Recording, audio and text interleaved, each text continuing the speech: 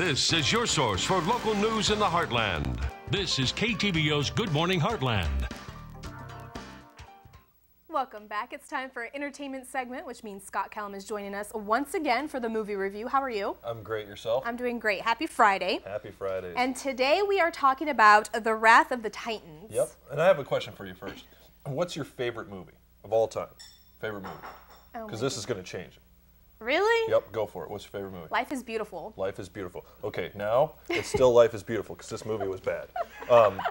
We see this conclusion from Clash of the Titans into The Wrath of the Titans. If you watched Immortals before, in between those, you're going to sit at this movie just going, no, wait a minute. I've seen way too many movies in the past 6 months that was Greek mythology related, and you're going to play the guessing game all over again. It's a bit confusing. What does not help this movie at all is its lack of plot line. If I sat here and tried to explain to you, this happens and this happens and this happens, you would say, well, what's the point? where was the start and where was the finish? Because this movie completely lacked any line of theme or plot line to it. Positive side, a lot of great actors in this movie. You got Liam Neeson, who's played the role of Zeus since the beginning. Okay. And there's just some great actors that they cast for this movie. The bad part is just going to lie in that plot and theme. A lot of great CG, a lot of great time put into the layout of the actual scenes, but we're going to come back to the whole idea that the plot was just really bad. What are we seeing out of this movie compared to all the other ones in the box office right now?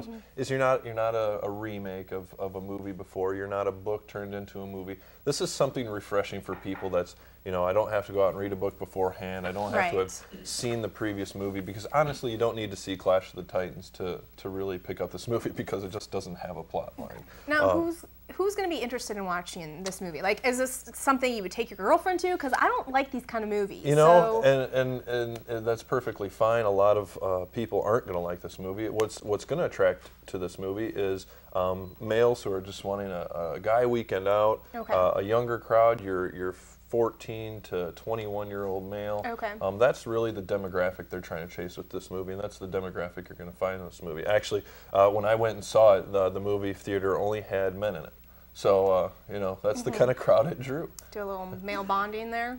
Yeah, there you go. A little bromance? I'm just kidding. Yeah. So, would you recommend having them go see this in the theater, or save your money and wait for the DVD? If you watched Clash of the Titans and you liked Immortals, this is going to be a movie that you're going to say, all right, I would have waited for the DVD to come out. There's just not enough to justify the $8 to $10 to pay for it. Okay, and out of 5 stars, how many? Let's say 2. Oh my God, it's getting lower and lower each week. It is getting lower and lower. And the bad thing is, I wasn't a big fan of Hunger Games, and I give it a 3. Okay. I think I would have rather watched this than the Hunger Games. Oh, wow. Yeah. All right, well, thanks for that. Not a problem. And we'll be right back.